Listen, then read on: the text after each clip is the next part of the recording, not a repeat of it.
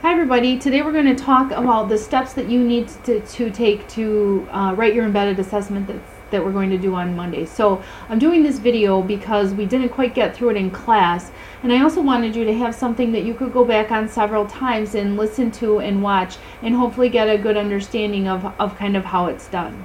Okay? So the first thing you need to do is to look at the assignment. It says to, after you've read the short story, write a critical analysis of it where you explain how the author uses humor to communicate a universal truth. And then finally to evaluate the author's effectiveness. Okay? Number one, the first step is to read the story and mark the text where the author uses humor. Okay, it's important that you're only identifying where there's humor. We'll find lots of other language use that's interesting, but for now I want you to just stick with where you find humor. It's going to help you more in the essay. So read the story, mark it up.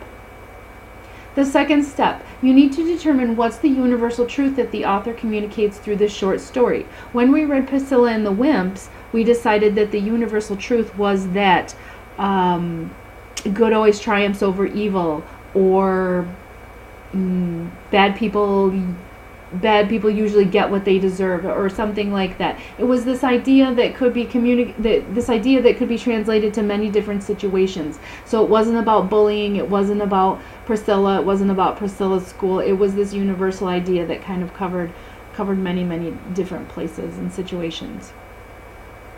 The next thing you need to do is decide what level of comedy is this. Okay, we decided, you could probably figure it out just by reading it.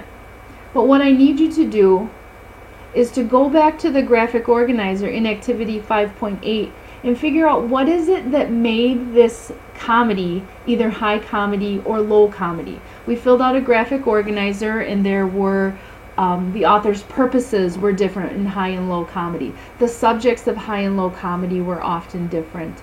And so on and so on. So what I want you to do, I want you to, after you've read, pick 3 elements, 3 things that stood out to you on either high comedy or low comedy that you think made it that one or the other. Okay? So pick like the subjects or the topics or the purposes of the author. Okay? But you have to pick 3.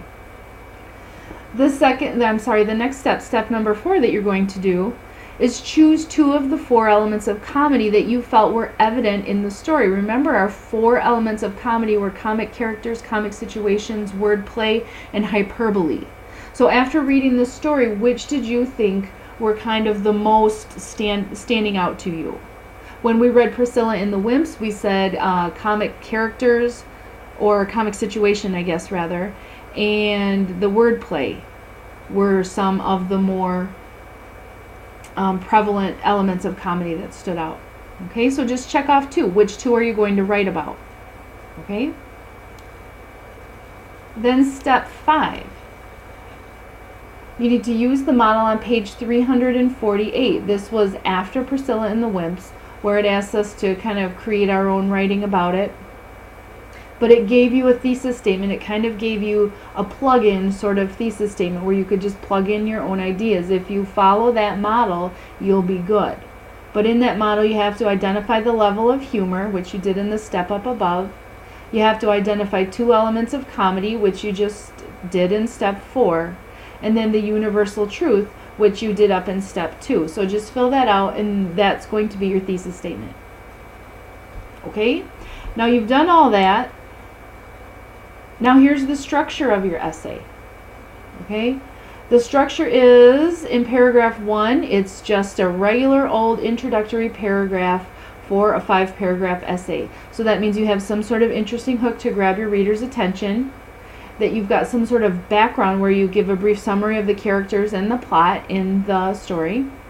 And then finally the thesis that you wrote, or you kind of plugged in the words and the ideas from step 5 up above there. So that'll be your first paragraph. The second paragraph, let's back up. Because the thesis talks about the level of humor and 2 elements of comedy. So the level of humor is going to be your first body paragraph. And then each of the 2 elements of humor are your other 2 body paragraphs. So you've got 1, 2, 3 body paragraphs. You put that with your introduction at the beginning and your conclusion at the end, and you've got your 5-paragraph essay. Okay? There are a number of different ways to do this, but I thought that this way would be a little easier and really sticking to exactly what we did in class and not having you try something new at this point. Okay? Alright, so there we go. So now we've got our paragraph 1, and you know kind of how the essay is going to be laid out. So you've got your hook, your background, and your thesis. Paragraph 1, we're good.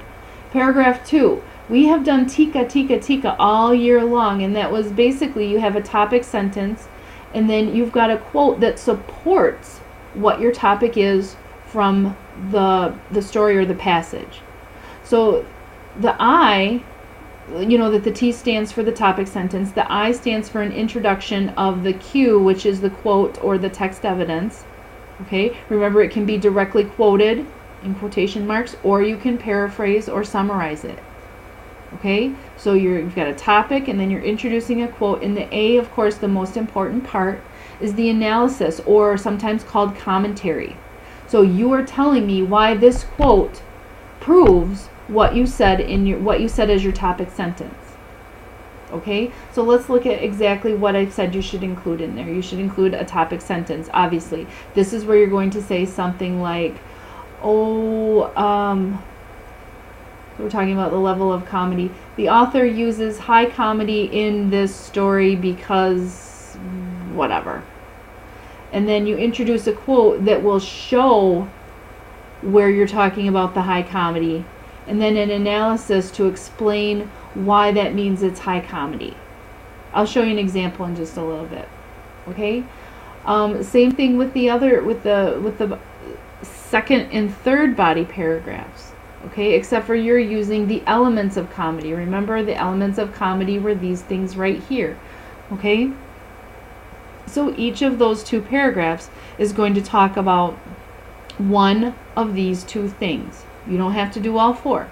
Just pick 2, and then your body paragraphs are going to focus on either hyperbole or wordplay or whatever it is you choose. Okay? And that would be your paragraph 3 and paragraph 4. Okay? And then finally your paragraph 5 is the discussion of the universal truth. So you wrote your universal truth right here up in step 2. Okay? In paragraph 5 just asks you to one more time talk about that universal truth and analyze how the author got this message across by using humor. Okay, so you're still tying it all together. You're talking about what you've already talked about in your essay because you're using your your elements of comedy. You have to talk about that, and you have to talk about the responses to the humor.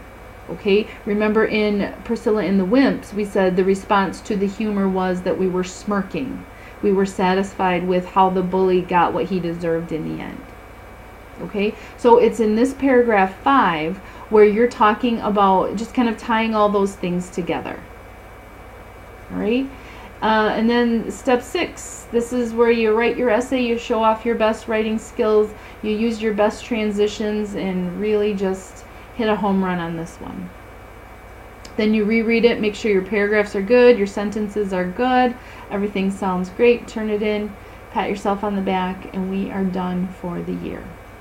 I'm going to also create a second video I want you to watch, and that is where I go step by step through an essay I wrote that analyzes Priscilla and the Wimps.